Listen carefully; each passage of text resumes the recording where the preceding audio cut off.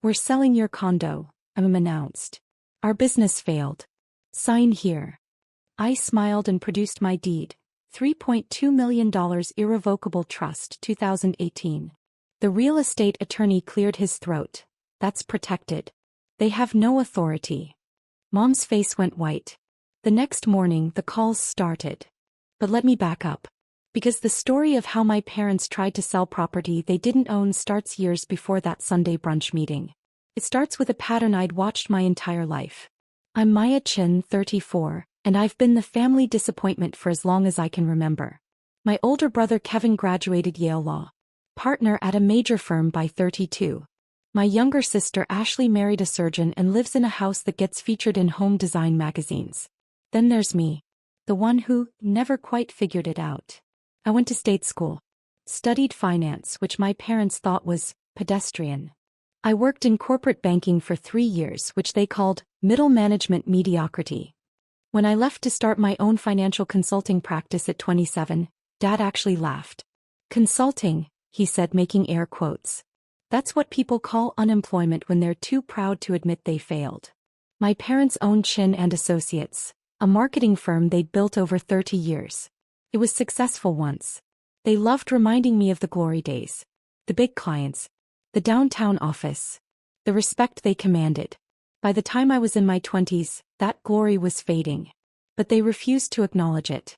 Pride is a hell of a drug. Family dinners were performance reviews I never passed. Kevin would discuss his latest case victory. Ashley would show photos of her remodeled kitchen. I would mention a new client and Dad would change the subject. How's the job hunt going? Mom would ask as if my business didn't exist.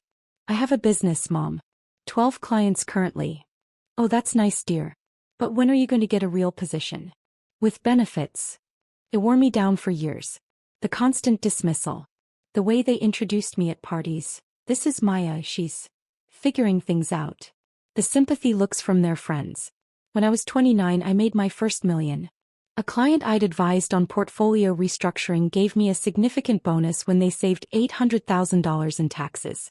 I didn't tell my family. I'd learned by then that success I achieved didn't count in their eyes. Instead, I met with a financial advisor and an attorney. We set up structures. Protection. Strategy. By 31, I was doing extremely well. Corporate clients paying $15,000 to $50,000 for comprehensive financial planning. Investment consulting that earned me percentage points on successful outcomes. I was clearing $400,000 annually, working from home in my pajamas while my family thought I was still trying to make consulting work. That's when I bought the condo. It was a 3-bedroom penthouse in downtown Seattle.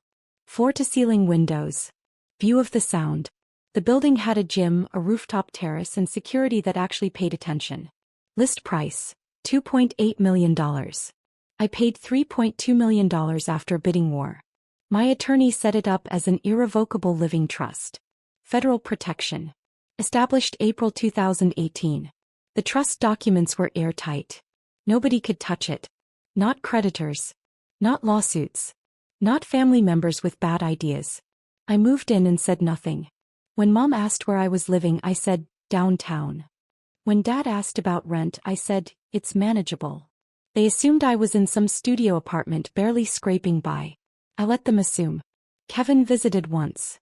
Walked through my space with barely concealed shock. How are you affording this? He asked. Consulting pays better than you think, I said. He looked skeptical but didn't push. Kevin was too busy being important to worry about his failure sister's living situation. The truth was I wasn't just consulting anymore. By 32, I'd transitioned into private wealth management for tech executives. My clients were CTOs and founders who needed someone to manage their sudden money.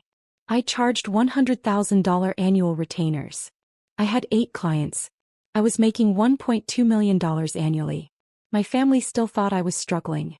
The next 2 years were the most professionally satisfying of my life.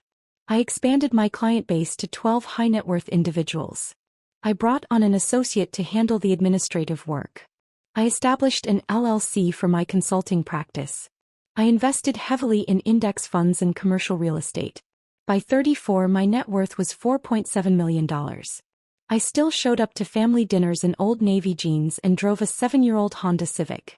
My parents' pity was easier to tolerate than their jealousy would have been. Meanwhile, their business was dying. Chin and Associates was bleeding clients. The marketing world had moved digital and my parents refused to adapt. Dad called social media a fad for teenagers. Mom thought email campaigns were impersonal. They were hemorrhaging money but maintaining appearances.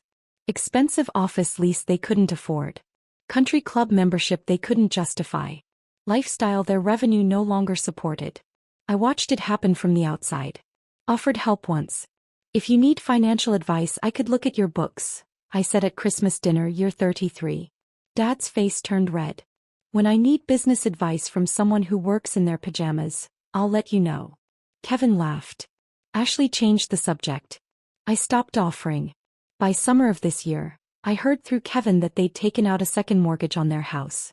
Then a business line of credit. Then loans from friends. The debt was crushing them. I felt bad. Genuinely. These were my parents. But every time I considered helping, I remembered every dismissive comment. Every introduction where they couldn't muster pride. Every time my success was invisible because it didn't fit their definition. I wasn't hiding my success. I was watching. Waiting. Testing. Would they ever ask? Would they ever acknowledge I might actually know what I was doing? They never did.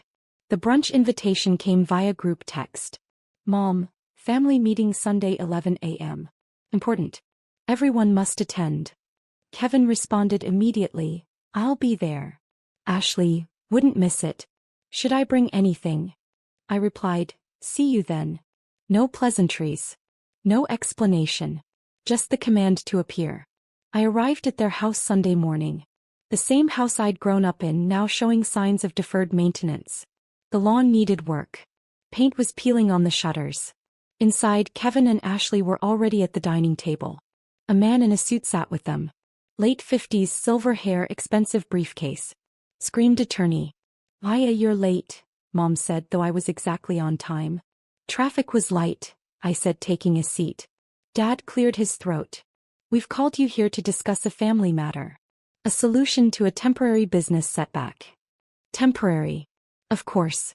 The attorney introduced himself as Richard Vance, real estate attorney. He had papers spread across the table. Your parents' business has encountered cash flow challenges, Vance said carefully. They need to liquidate some assets to restructure their debt. Kevin nodded along like he'd already been briefed. Ashley looked concerned but supportive. We're selling the beach house, Dad said. And your condo. The room went silent. I blinked. I'm sorry, what? Your condo, Mom repeated. The one downtown. We're selling it. You're selling my home? Maya, don't be dramatic, Dad said. We're selling the condo that we've been helping you afford. It's a family asset. My heart rate didn't even spike. I was genuinely curious where this was going. You think you own my condo? We've been contributing to your rent for years, Mom said. We have records of every transfer. That was technically true. They'd sent me money periodically. Help with rent, they called it. Usually around holidays, usually $500 to $1,000. I'd deposited the checks and never corrected their assumption. The money was maybe 1% of my actual mortgage, which I'd paid off in 2021. The property will sell quickly, Vance said. Downtown Seattle market is strong. Estimate $2.90 to $3.10 million. After closing costs and our commission, the proceeds will clear your parents' debt completely. And where exactly am I supposed to live? I asked. Ashley reached across the table. Maya, we know this is hard. But family helps family. You can stay with us for a few months until you find something affordable. Something affordable. In their minds, I was about to be homeless and desperate. Kevin added, it's actually good timing for you. Downtown living is expensive. You'll save money in the suburbs. The suburbs. Like I was a college graduate moving back home. Dad slid papers across the table. We need your signature. Transfer of deed, listing agreement, authorization for sale. I looked at the documents. They'd actually prepared everything. Listed themselves as owners. My name appeared only as current resident. This is quite a lot to process, I said calmly. Maya, our business is at stake, Mom said, voice rising. The company your father and I built for 30 years. You can't be selfish right now. Selfish. That word hung in the air. Just sign the papers, Dad said. We'll handle everything else. I smiled. Actually smiled. Then I opened my purse and pulled out a folder I'd brought for exactly no reason except intuition. The trust documents. The deed. The title report. All of it. I slid my folder across the table, passed their listing agreement and opened it to the first page. Before I sign anything, I said, I thought you might want to see this. Vance leaned forward. His eyes scanned the top document and his expression changed. Professional mask slipping into something like alarm. What is that? Dad demanded. The deed to my condo, I said. Want to read it? Mom snatched the paper. This doesn't make any sense. Says, Maya Chin Irrevocable Living Trust, established April 2018. Keep reading, I encouraged. Property value $3.2 million. Purchase price $3.2 million. Trust designation, Federal Protection under IRC 2036. Her voice trailed off. Vance had gone pale. He was flipping through the other documents now. The trust agreement. The title insurance policy. The closing statement from 6 years ago. I don't understand, Ashley said. Maya, did you buy it? In 2018, I confirmed. Paid cash. Well, certified check. Same thing. Kevin grabbed the documents from Mom. This is impossible. You couldn't have had this kind of money. You were 28. You were just starting out. I was doing quite well, actually. Doing well. Dad's voice cracked. Where did you get $3 million? I earned it. The silence was spectacular. Vance cleared his throat. Mr. and Mrs. Chin, I need to speak with you privately. No, Mom said sharply. She's lying. This is fake. She forged these documents to avoid helping us. I almost laughed. The trust is registered with King County. The deed is recorded. Call the county recorder's office. Call the title company. Here's their number. I slid my business card across the table. Not my consulting card. My personal card with my attorney's contact information. You want to verify? Be my guest. Vance was already packing his briefcase. I cannot proceed with this sale. The property is held in an irrevocable trust with federal protection. Your daughter is the sole trustee and beneficiary. You have no legal authority to sell, transfer, or encumber this property in any way. That's ridiculous, Dad sputtered. We've been helping her pay for it. Gifts, I said. Generous gifts, which I appreciated. But you've given me maybe $30,000 total over 6 years. My mortgage was $12,800 monthly before I paid it off. Do the math. Kevin was doing the math. I could see it on his face.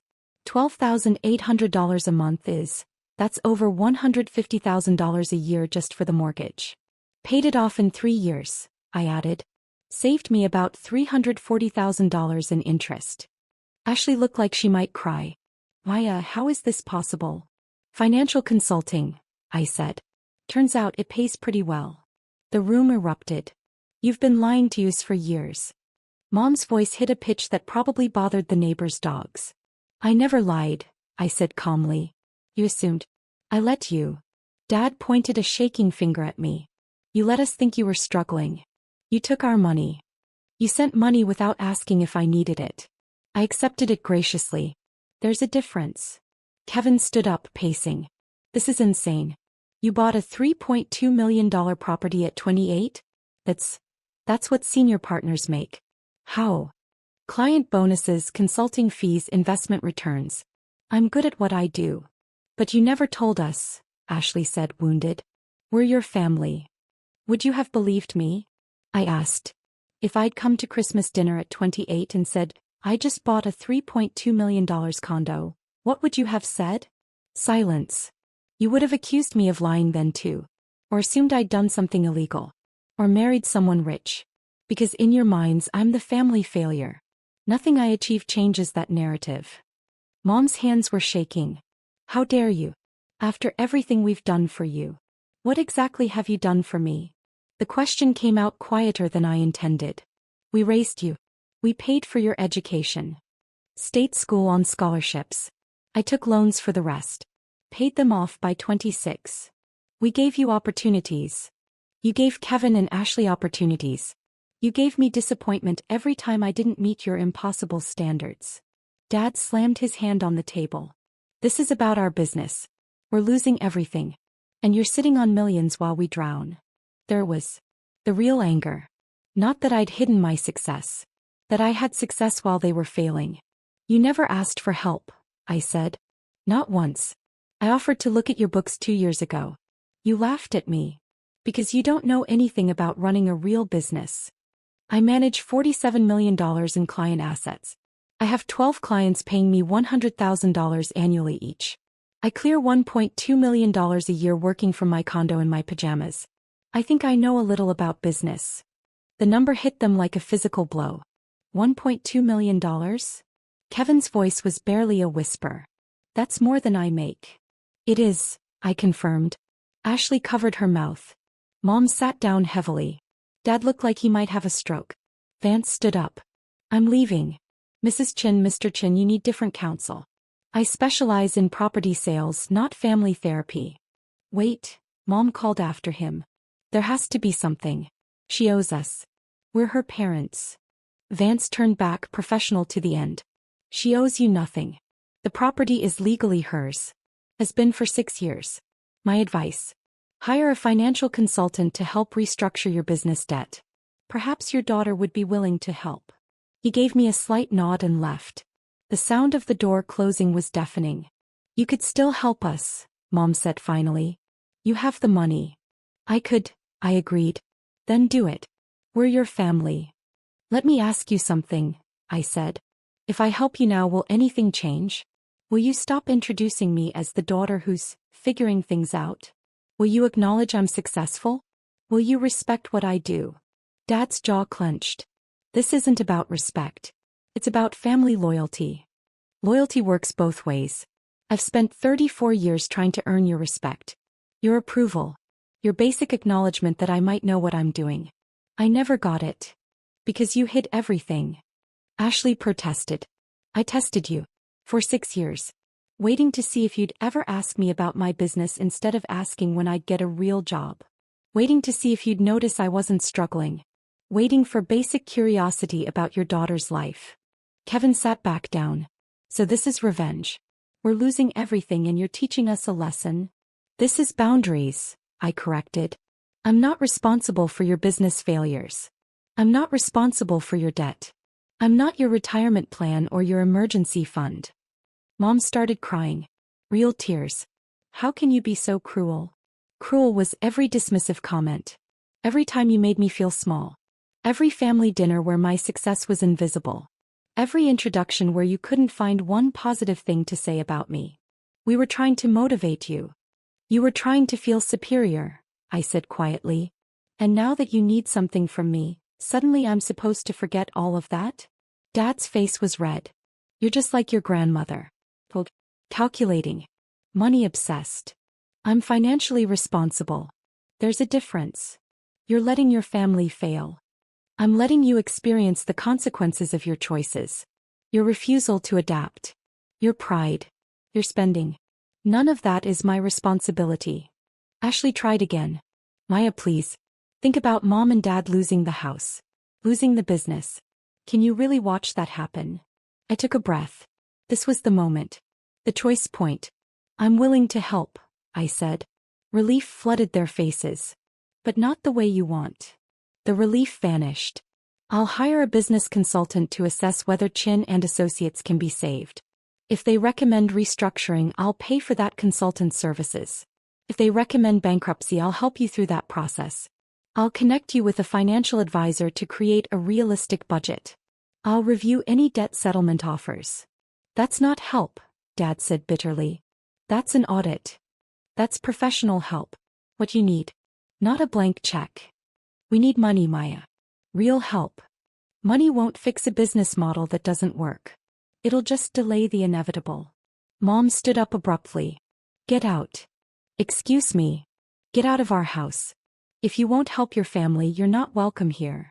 Kevin and Ashley looked shocked but said nothing. I gathered my documents calmly. I'll send you the contact information for the business consultant. His name is Marcus Webb. He's excellent. He helped 3 companies restructure last year. All 3 are now profitable. We don't want your consultant. Dad yelled. Then you don't want help. You want rescue. Those aren't the same thing. I walked to the door. Turn back. When you're ready to have a real conversation about solutions instead of just demanding money, call me. Until then, I'll be in my $3.2 million condo that you don't own. I left. The call started at 6:47 a.m. the next morning. Mom, Paya, we need to talk. Call me immediately. Kevin, what you did yesterday was unbelievable. Call Mom. Ashley, please just help them. I know you're hurt, but they're desperate. I silenced my phone and went to work. By noon, I had 23 missed calls and 47 text messages. The messages got progressively more desperate. Mom, 8:15 a.m., the bank called. We need to make a payment by Wednesday. Kevin, 9:30 a.m., I talked to some colleagues. They said you're right about bankruptcy, but Mom won't hear it. Ashley, 10:45 a.m., Dad's blood pressure is through the roof. Please. Mom, 11:20 a.m., we can negotiate. You can set terms. Just please help us. I responded to one message. Kevin's. Me, Marcus Webb's number, 20655500147. He's expecting their call. I've already paid his consultation fee. Kevin, they won't call him. Me, then they don't want solutions. I returned to my client work. Portfolio review for a CTO who just received a $2 million stock grant. He needed tax strategy. This was what I was good at. This was what I'd built. My phone buzzed. Unknown number. Why Chin? Miss Chin, this is Marcus Webb. I just received a call from your parents. My heart rate picked up. They called you. Your father did. Brief conversation. He wanted to know if you'd paid me to tell them to file bankruptcy. What did you say? That I haven't reviewed their books yet and wouldn't make recommendations without data. He hung up. Of course he did. Thank you for trying, I said. For what it's worth, your offer was generous. Most children wouldn't pay for professional help after being treated the way you described. They're still my parents. They're lucky you remember that. By Wednesday, the messages changed tone. Dad, the bank is starting foreclosure proceedings on the house. I hope you're happy. Not happy, said Ashley. But firm. I didn't respond. Thursday afternoon, Ashley showed up at my building. The doorman called up. There's an Ashley Chin here to see you. Send her up. He walked into my condo and just stared. Really looked at it for the first time. Maya, this is incredible. Thank you. I never really saw it before. I mean, I knew it was nice, but you saw what you expected to see. What they told you to see. She sat on my designer couch. Probably $8,000. She didn't know that. They're going to lose everything, she said quietly. Probably. You really won't help? I offered help. They refused it. Money, Maya. They need money. How much? She blinked. What? How much do they need? Specific number. Dad said maybe $400,000 to clear the immediate debts and keep the business going another year. And next year. What?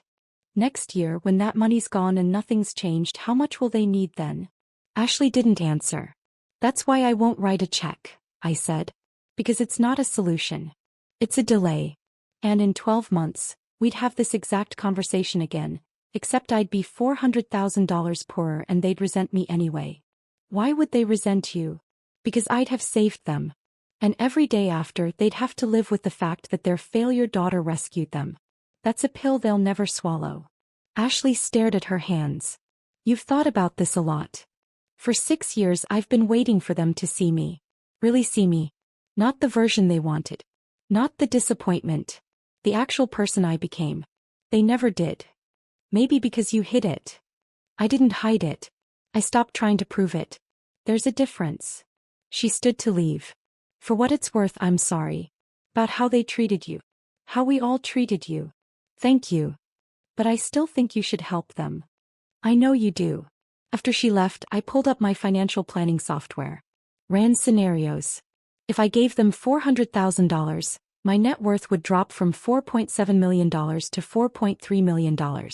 Still comfortable. Still secure. But it wouldn't fix anything. I'd learned from my clients that throwing money at structural problems never works. They'd come to me with failing investments, over-leveraged positions, businesses bleeding cash.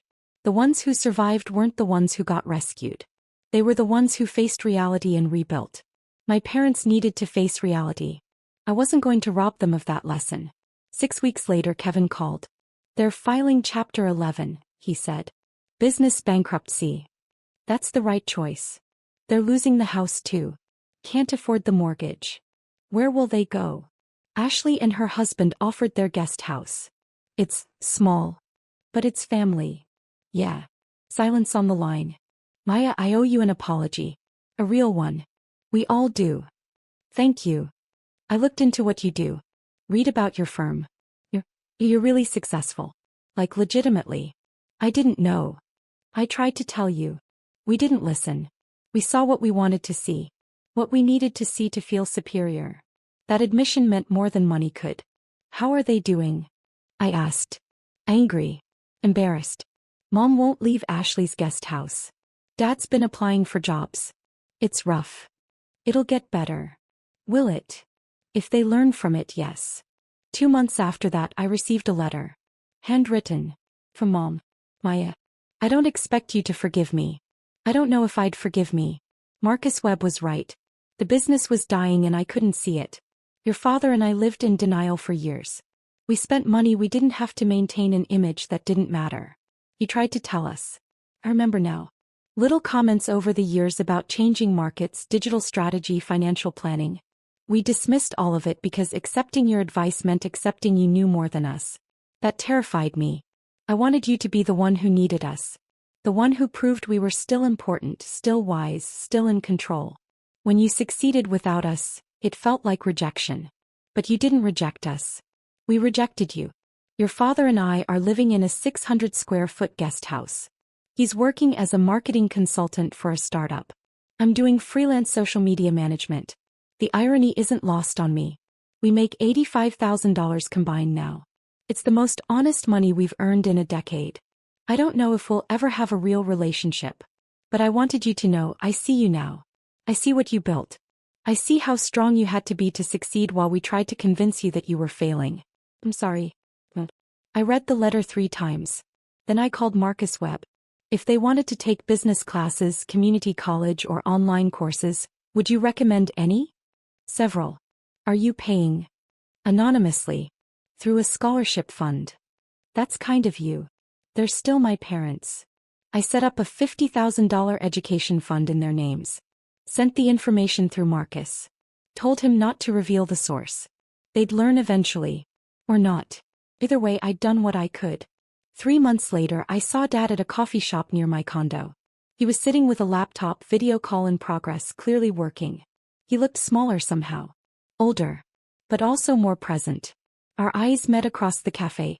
He closed his laptop. Walked over. "Why, Dad. I'm working with a client. Startup launch. They needed marketing strategy." "That's great." "It is actually. It's different than before. Honest work. Fair pay." We stood in awkward silence. "Your mother told you about the letter?" he asked. "She did. I should have written one too. I was ashamed." "I understand." "No, you don't. You're 34 and more successful than I ever was. You did it without help, without connections, without anyone believing in you. And I spent years trying to convince you that you were failing. You were protecting your ego. I was being cruel." I nodded. "Yes. You were." He flinched but didn't argue. "But you're learning now," I added. "That counts for something. Does it count enough?" I thought about that. "Ask me in a year." He smiled sadly. "That's fair." He went back to his table. I got my coffee. As I left, I glanced back. He was working again. Focused. Engaged. Maybe he'd make it. Maybe they both would. But either way, I'd learned the most important lesson. I didn't need their approval to be successful. I didn't need their validation to know my worth. I'd built something real. Something mine. And that $3.2 million condo? Every time I walked through the door, it reminded me, I was never the family failure. I was the one who succeeded despite them. That's a different thing entirely.